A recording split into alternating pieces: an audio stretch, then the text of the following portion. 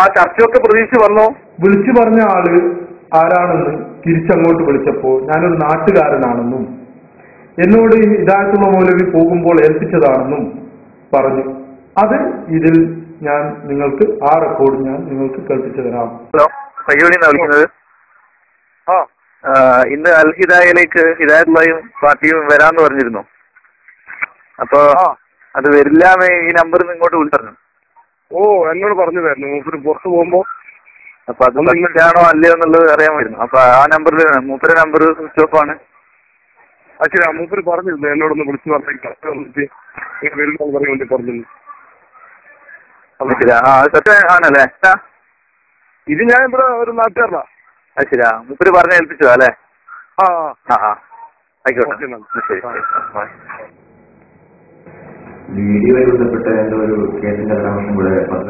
അതെ, എന്നെ കൂടുതൽ അത്ഭുതപ്പെടുത്തിയത് അതാണ്. ഞാൻ ക്ലാസ് എടുത്തുകൊണ്ടിരിക്കുമ്പോൾ മൗലവി വിളിക്കുകയും അപ്പൊ ഞാൻ പ്രൊഫഷണൽ വീഡിയോഗ്രാഫർ ഉണ്ടായിരിക്കും, അതിന് എനിക്ക് സാവകാശം വേണമെന്ന് പറഞ്ഞപ്പോ നിങ്ങൾ അതെങ്ങനെങ്കിലും സംഘടിപ്പിച്ചോളൂ എന്ന് പറഞ്ഞ് ഞാൻ പ്രൊഫഷണൽ വീഡിയോഗ്രാഫറെയും കൊണ്ട് അയാളുടെ ക്ഷണപ്രകാരം പോയി. അങ്ങനെ വീഡിയോ എടുക്കുമ്പോൾ അവിടെ ഉണ്ടായിരുന്ന വലിയ മൗലവി അതിനെ ആദ്യം ഞാൻ അറിയില്ല എന്ന് പറഞ്ഞപ്പോ ഞാൻ ടെലിഫോൺ ഭാഷ വെച്ച് സ്ഥിരീകരിക്കുകയും അയാൾ ആവർത്തിച്ച് അംഗീകരിക്കുകയും ചെയ്തു. അങ്ങനെ 1 മണിക്കൂർ എന്റെ അടുത്ത് ഞങ്ങൾ സംസാരിക്കുകയും സംസാരത്തിൽ അവർ പൂർണ്ണമായും പരാജയപ്പെടുകയും ചെയ്തതിന് ശേഷം അവർ കേരളത്തിൽ തുല്യതയില്ലാത്ത വിധം അവർ എന്നോട് അപമര്യാദമായി പെരുമാറി. ഞാൻ അവിടെ അതിക്രമിച്ചു കയറിയതാണെന്ന് പറഞ്ഞ് പോലീസിൽ കേസ് കൊടുത്തു. അങ്ങനെ ഞാൻ SIയോട്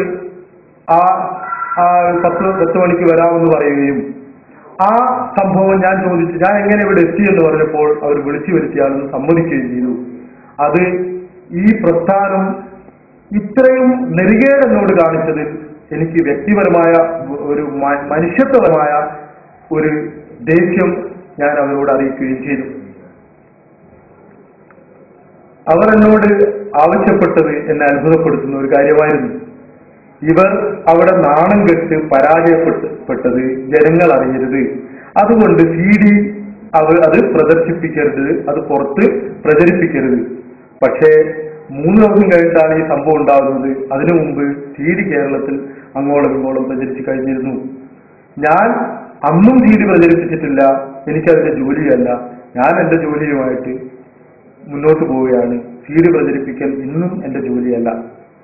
പക്ഷെ ഇവരെ ഈ കളവുകൾ പറഞ്ഞ് ഈ മുസ്ലിം ബഹുജനങ്ങളെ ഇവർ വഞ്ചിക്കുന്നത് ജനങ്ങൾ അറിയണമെന്ന് ഞാൻ എപ്പോഴും ആഗ്രഹിക്കുന്ന ആളാണ്.